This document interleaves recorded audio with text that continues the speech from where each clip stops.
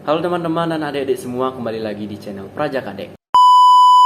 Nah, pada video kali ini saya ingin berbagi informasi mengenai pendaftaran calon praja IPDN tahun 2022 atau tepatnya angkatan 33. Saya sendiri juga penasaran bagaimana syarat pendaftaran IPDN pada tahun ini, apakah masih sama dengan yang tahun lalu.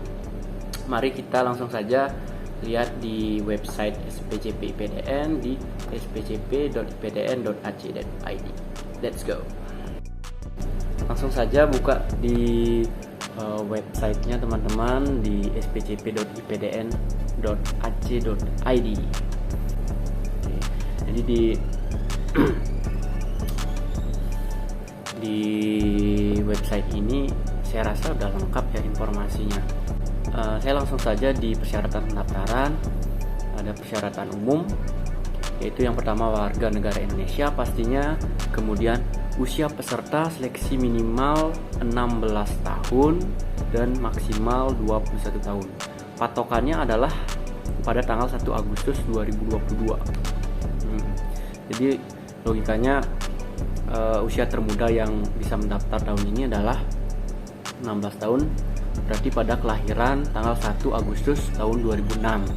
Dan usia tertua yang bisa mendaftar adalah kelahiran tanggal 1 Agustus tahun 2001. Ingat ya teman-teman, jangan ada yang lewat sehari ataupun kurang sehari. Jangan dipaksa kalau misalnya memang umur kalian belum mencukupi, kalian daftar tahun depan, ataupun misalnya umur kalian sudah melewati ambang batas, ya ikhlaskan saja.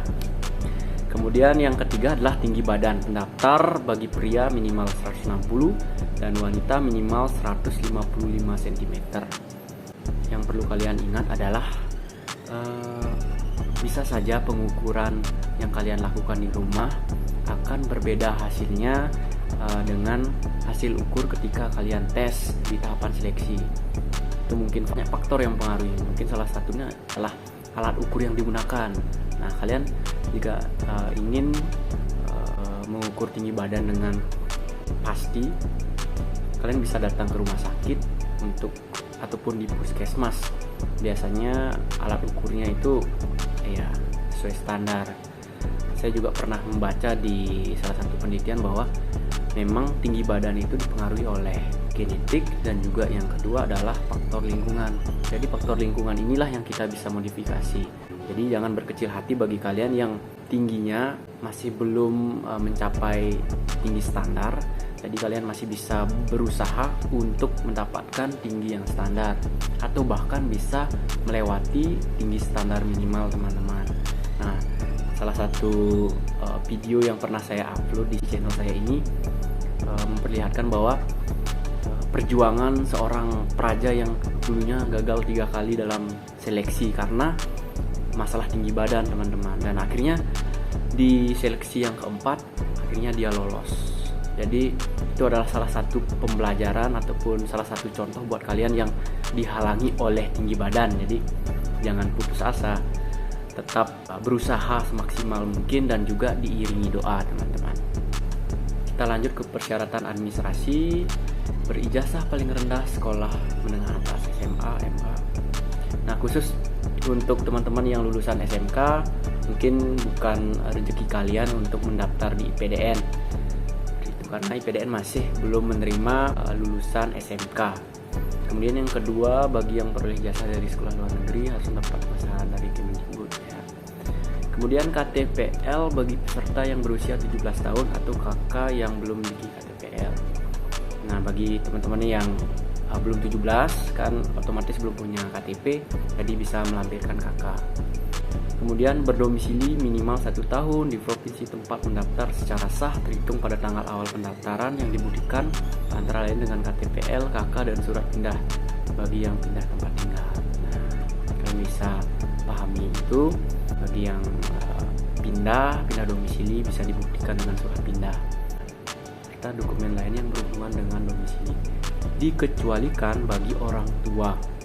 peserta yang lahir di tempat pendaftaran dibuktikan dengan akte kelahiran orang tua dan surat penempatan pindah tugas orang tua masing-masing. Nah, ini ada pengecualian teman-teman bagi teman-teman yang mungkin domisilinya pindah-pindah dan ingin mendaftar di provinsi asal kelahiran bapak atau ibu teman-teman semua.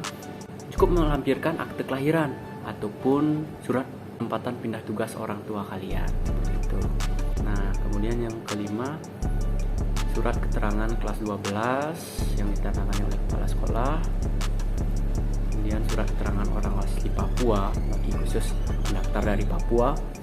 Kemudian fakta integritas bisa di-download di website ini ya teman-teman.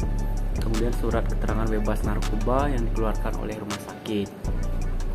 Nah, itu rumah sakit Bayangkara Polri atau rumah sakit pemerintah swasta. Di rumah sakit pemerintah ataupun Polri ataupun Bayangkara boleh. Surat keterangan tidak buta warna dikeluarkan oleh rumah sakit ya. Alamat email yang aktif dan foto 4x6 dengan ini juga harus diperhatikan ya teman-teman. Foto kalian harus menghadap ke depan, tidak memakai kacamata, dan juga cukup menggunakan kemeja lengan panjang berwarna putih polos dengan latar belakang merah. Latar belakang fotonya yang dimaksudkan adalah latar belakang merah. Perlu dasi? Nggak perlu. Di sini tidak dicantumkan perlu memakai dasi, jadi tidak usah menambahkan dasi ya teman-teman. Nah, kemudian persyaratan khusus, tidak sedang menjalani atau terancam hukuman pidana karena melakukan kejahatan. Ya, jangan sampai kalian ada yang masih terjerat kasus pidana ya teman-teman. Jadi kalau memang ada yang terjerat hukum pidana ya jangan harap untuk mendaftar di IPDN. Kemudian tidak bertindik atau wastindik dikecualikan bagi ini ya, alasan agama atau adat. Tidak bertato, tidak menggunakan kacamata atau lensa kontak, belum pernah menikah atau kawin bagi pendaftar wanita, belum pernah hamil dan melahirkan, belum pernah menikah atau kawin. Kalian harus sadar diri, kalian mau jadi praja ya jangan menikah atau kawin dulu gitu. Belum pernah diberhentikan sebagai praja IPDN dan perguruan tinggi lainnya dengan tidak hormat. Jadi bagi kalian yang mungkin dulu pernah kuliah dan di DO, ya saya sarankan untuk tidak mendaftar IPDN. Kemudian apabila pendaftar dinyatakan lulus dan dikukuhkan sebagai praja IPDN, maka pendaftar sanggup tidak menikah atau kawin ya. Ini yang harus kalian sanggupi ya ketika misalnya kalian sudah menjadi seorang praja. Kalian tidak boleh menikah, tidak boleh kawin, bersedia diangkat menjadi CPNS, PNS dan ditugaskan ditempatkan di seluruh wilayah negara Republik Indonesia. Nah, ini unik nih teman-teman, karena di zaman saya dulu tidak ada ketentuan seperti ini yang menyebutkan seperti ini bahwa ada kuota provinsi dan kuota kabupaten. Jadi yang mendaftar kuota provinsi nanti dia akan siap untuk ditempatkan di seluruh provinsi di Indonesia, dan sedangkan yang memilih kuota kabupaten ketika lulus nantinya dia hanya disebar di kabupaten internal provinsi asal pendaftaran mereka. Kemudian bersedia ditempatkan pada proses pembelajaran di seluruh kampus IPDN. Jadi perlu kalian ketahui bahwa IPDN memiliki beberapa kampus regional, diantaranya dari Sumbar, kampus Jakarta, Lombok, Makassar, Manado, dan Papua. Seperti itu. Kemudian bersedia mentaati segala peraturan yang berlaku di IPDN jelas.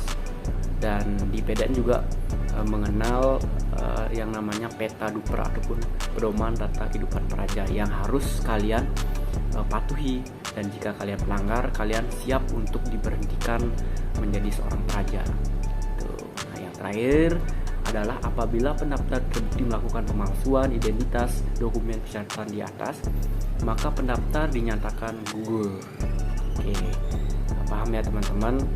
Jadi saya harap jangan ada yang memalsukan dokumen ataupun merekayasa dokumen. Jadi salah satu modal untuk menjadi praja adalah memiliki karakter jujur. Terakhir dari saya, bagi kalian yang berminat untuk mendaftar IPDN tahun ini, bulatkan tekad kalian, perkuat usaha kalian, perbanyak doa kalian, dan juga jangan lupa untuk memohon restu orang tua. Sekian video saya kali ini, saya akan lanjutkan dengan video-video yang lainnya. Jangan lupa untuk like dan subscribe. Dan jika kalian ada pertanyaan, bisa tanya langsung di kolom komentar.